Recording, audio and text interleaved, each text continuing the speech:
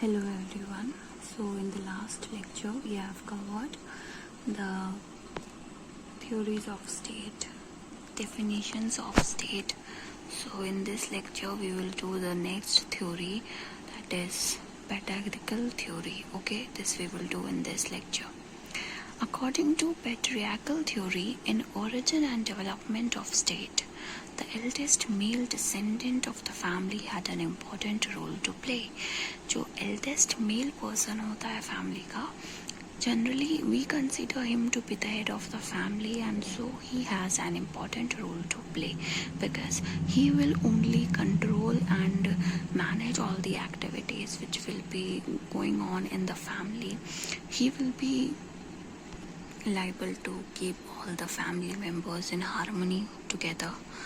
Okay, so as it happens generally in present life also in our families, the eldest male member is supposed to be or is generally the important member and is the head of the family, so as was given in the patriarchal theory. It finds its support from Sir Henry Maine in his book The Spirit of Laws. Maine explained that the state developed out of the family as legitimate legal system developed out of unrestrained autocracy of the family head. तो इसका क्या मतलब है? Main ने अपनी book में बोला, जिस बुक का नाम था the spirit of laws, in his book he explained that a state is developed out of the family as a legitimate means what? Legal, and a proper legal system as a legal system is developed out of unrestrained means uncontrolled autocracy of the family head. Okay, so when there is no or unconditional autocracy of the family head, autocracy means rule of a single person, right? So when there is rule of a single person over the family, just as there is a legal system, so legal system also of government basically develops out of the family. Under patria potestas, what is this? The family head, right? The eldest male parent of the family had final and unqualified authority over the family and household. As I told you, that generally in today's scenario also the male person, the eldest male person of the family is considered to be the head of the family, and so he is only responsible for for managing and controlling all the activities, and also to keep all the other members of the family together in harmony, right? And he is considered the sole and final and unqualified authority over the household. He expanded the family ties by polygamy. Polygamy is when you marry more than once, okay, that is polygamy, and thus created the bondage among individuals on the basis of kinship to form a state. The congregation means combine of families formed villages, and extension of villages formed tribes or clans, ultimately to form state. This has already explained to you earlier that when two or more families come together, they form a tribe or a clan, and that clan or tribe, when two or more tribes or clan combine together, it forms a state. Next in the series is matriarchal theory. Matriarchal theory finds support from political thinkers like MacLennan and Edward Jenks. According to them, patriarchal families were non-existent in the primitive ages. Polyandry, where a woman had many husbands. Now polygamy was where a man can have many wives, more than once. A man when marries, he is said to commit polygamy. Polyandry is when a woman marries for more than once and she has more than one husband. Okay, polyandry was the highest authority of the household. MacLennan described mater families as the marti potest in matters of possession and disposal of property of the family.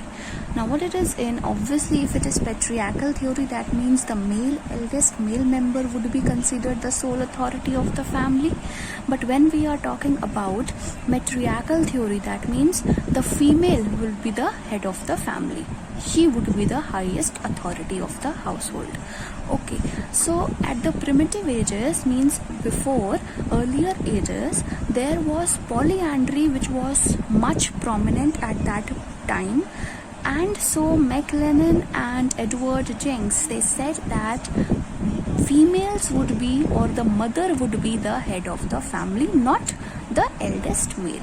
Okay, and there would be the final and sole authority would be the mother or the female, eldest female, in matters of possession or property disputes. Okay, like property succession, how will it go on, how much portion of property will go to whom, to which son, and so on.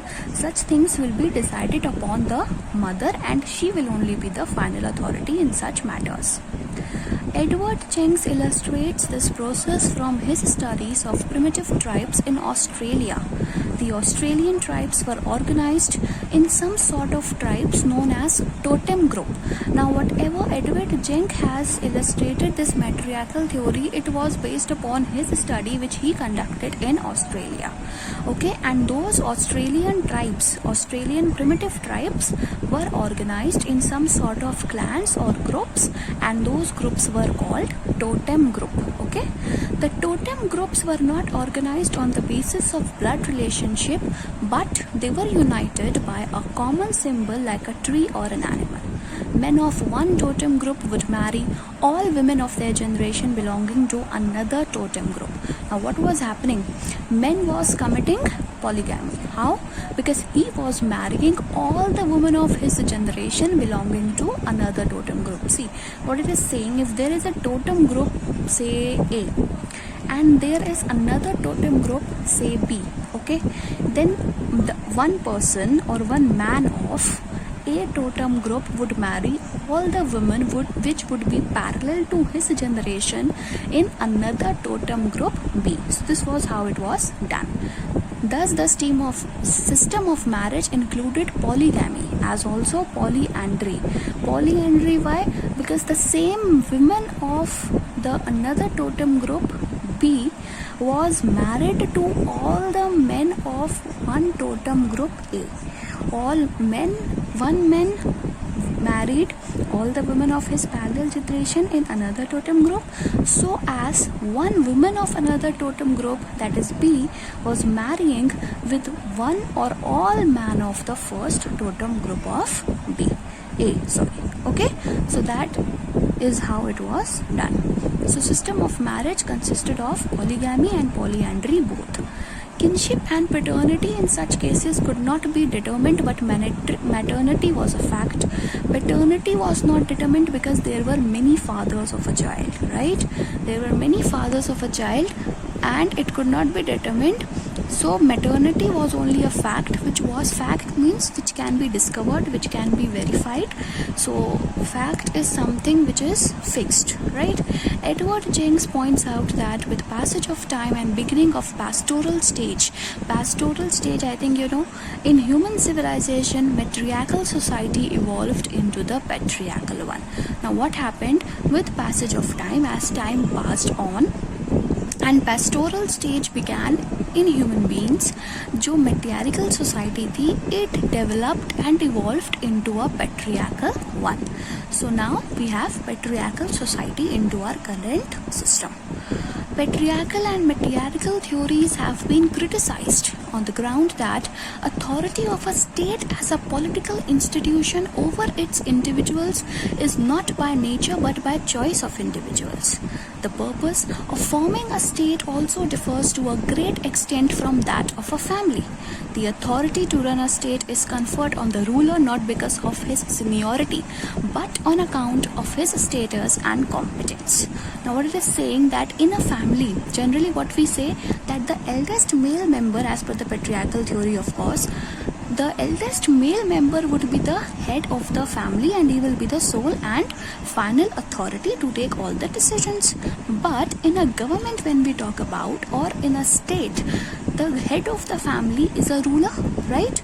The person who runs a state is called a ruler, and he becomes a ruler not because he is senior, he is eldest, but on account of his capacity, his capability and his status, that what his status is in the society. अगर वो higher caste का है या rich है, then on based of such kinds of social and economic status, generally a man becomes a ruler, okay, and of course on his capability or competence to rule. So in a family we take the eldest male member as the head of the family or as the ruler, but in a state not the seniority is taken into consideration, but his competence or his political, social and economic status is taken into consideration when we decide that who or which man can become the ruler of the state or which man can run the government in a particular state. Okay, so that's how, and that is only the point of criticism for these two patriarchal and matriarchal theories. Okay, now divine theory. According to divine theory, state is established and governed by God or some superhuman power or king as his agent and religious scriptures. Now you know what is divine, right? Divine is something related to God. So when we talk about divine theory, that means according to this, state is established and governed by God, the religious scriptures of a particular religion, and that can be a state in which the majority of the population belongs to a certain religion. Then those religious scriptures and the god of that religion may govern the whole state, and the king would be his agent, a principal agent relationship sort of thing. Principal would be the god or some superpower, and the king would be his agent who will work on his behalf. As God created animals, plants, trees, rivers, hills and other inanimate objects, God also created a state for a particular end in view, that is peace, protection, preservation of creatures on this earth. So when God created all the living beings, all the different types of living beings, then it is considered that he only created the state also so that the peace, protection and these creatures, all these living species can live in a protected, peaceful and preserved environment. Okay, this theory found support from political thinkers such as James I and Sir Robert Filmer. This theory implies individuals to obey and support some definite ruler with a high moral status equivalent to God. This theory adds moral character to state functions. Laws backed by religious sanctions appealed more to the primitive man to live under the authority of the king. Whatever was given in the religious scriptures or the religious sanctions, that appealed more to the man, because obviously it was a matter of God or of his religion. So it mattered more to the man to live under the authority of a particular person or the king. Hindus, Christians, Muslims, Jews and many other faiths of this world hold a similar view, that origin of political authority had divine sanction. Hinduism considered King Ram, King Krishna as divine incarnations on this world. Islamic states also seek to uphold the reign of God, Allah on earth. Christianity also traced origin of political theory to the will of God. So this was divine theory. Next is social contract theory, which will be taken up in the next lecture. So this is all for today's lecture. Thank you.